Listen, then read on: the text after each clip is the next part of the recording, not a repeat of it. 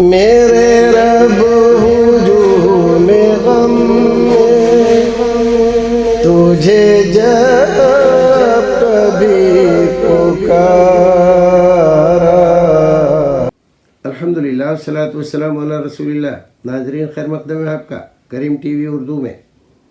آج کی مجلس میں ایک سوال ریاض سعودی عرب سے جناب رضوان سید صاحب کا آیا ہے۔ پوچھتے ہیں کہ جس طرح سے شریعت میں میراث میں لڑکے کا اتنا لڑکی کا اتنا ہے، تو ان کے ایک دوست ہیں، وہ پوچھتے ہیں کہ ان کی ایک صاحبزادی یہ کہہ رہی ہیں کہ مجھے میراث میں نہیں چاہیے، تو اب ماں باپ کیا کریں؟ رضوان صاحب، میراث اس مال کو کہتے ہیں جو ماں باپ کے انتقال کے بعد باقی رہتا ہے۔ زندگی میں وہ سارا مال ماں باپ کا ہے، اس میں کسی کا کوئی حصہ نہیں ہے۔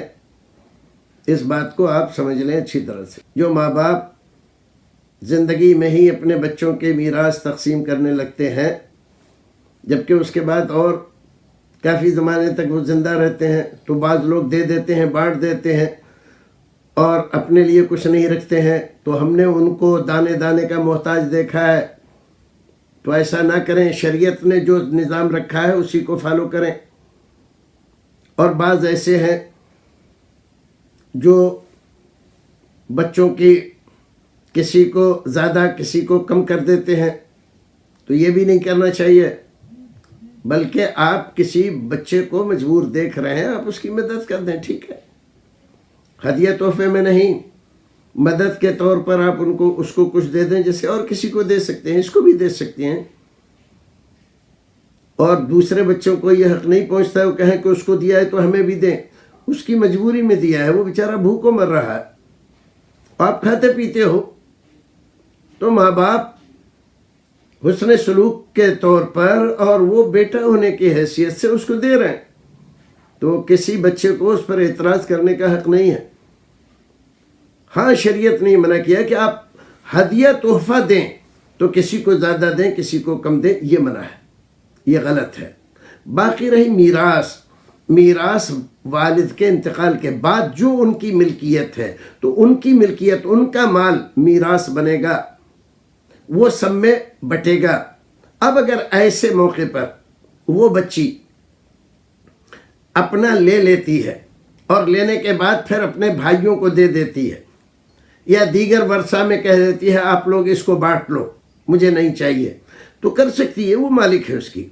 لیکن آپ ایک بات جان لیں، ہم ہندوستان میں رہتے ہیں، آپ بھی ہندوستان میں رہتے ہیں، کہ لڑکیاں زیادہ تر میراث میں حصہ اس لیے نہیں لیتی کہ اگر میراث میں حصہ لے لیا تو بھابیاں ان کو ان کے ماں باپ کے گھر میں بھٹکنے نہیں دیں گی،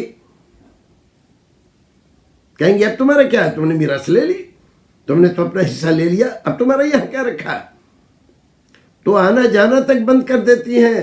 وہ بیچاری بلکتی ہے، روتی ہے، اپنے ماں سے ملنے آنا چاہتی ہیں اگر ماں زندہ ہے، ماں نہیں، ماں بھی مر گئی، تو ماں باپ کا گھر، ان کا دروازہ دیکھنا چاہتی ہیں، ان کی تمنا ہوتی ہے، تو یہ بھابیاں ان کو بلکنے پر مجبور کر دیتی ہیں، تو اس ڈر سے وہ نہیں لیتی کہ نہیں ہم نہیں لیں گے، دل میں ان کے ہوتا ہے کہ ہم لیں گے، لیکن اوپری دل سے، تاکہ بھائیوں کے دل میں، بھابیوں کے دل میں ان کی طرف سے جگہ بنی رہے، وہ بلاتے چلاتے رہیں ان کو، اور اگر لے لیا انہوں نے حصہ تو بلانا چلانا اسی دن سے بند، اور اگر کبھی وہ آ گئی تو ان کے ساتھ برا سلوک، صرف اس بنیاد پر کہ تمہارا کیا ہے یہاں، کیوں آ رہی ہو، تم نے تو اپنا حصہ لے لیا، اب جاؤ۔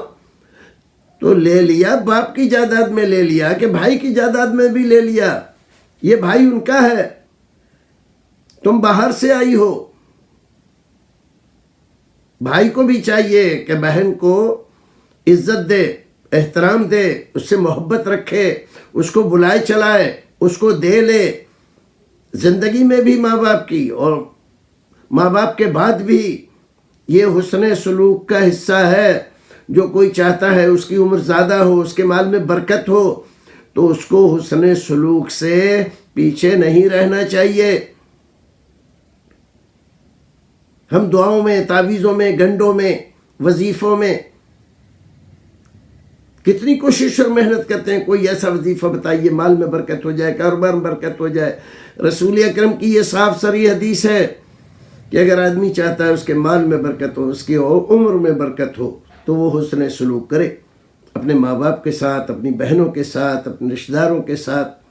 اس سے اس کی عمر بھی بڑھتی ہے اور اس کا مال بھی بڑھتا ہے. تو صحیح سری نسخہ جو رسول نے بتلایا ہے اس کو تو اپنا نہیں رہے اور دیگر تعویذ گنڈوں میں اس کے چکر میں پڑے ہوئے ہیں. تو رضوان صاحب،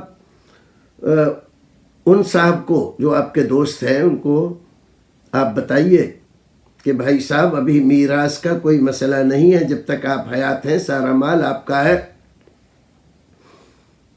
جب آپ دنیا سے کوچ کریں گے جو مال آپ کا ہوگا وہ میراث بنے گا، اور جو آپ کی اہلیہ کا ہوگا وہ ان کی زندگی تک ان کا رہے گا. بعد ان کے مرنے کے وہ مال بھی میراث بنے گا اور وہ بھی بٹے گا دوبارہ. تو میراث مرنے کے بعد جو مال بانٹا جاتا ہے اس کو کہتے ہیں، زندگی میں نہیں. اور اگر وہ لڑکی ان کی اس طرح سے کہہ رہی ہے تو اللہ اس کو مال و اولاد میں برکت عطا کرے. اچھے جذبات سے کہہ رہی ہے تو اچھا ہے، صاحب حیثیت ہے، اس کو کوئی ضرورت نہیں ہے، ٹھیک ہے. لیکن اگر وہ اس ڈر سے کہہ رہی ہے کہ کہیں بھائی مجھ کو بلائیں گے چلائیں گے نہیں، تو اس کے اس ڈر کو نکالیں اور بچوں کو اپنے وصیت کر جائیں کہ میری بچیوں کے ساتھ حسن سلوک کرتے رہنا. میرا خیال ہے بات سمجھ میں آئی ہوگی. پھر ملتے ہیں. السلام علیکم ورحمۃ اللہ وبرکاتہ.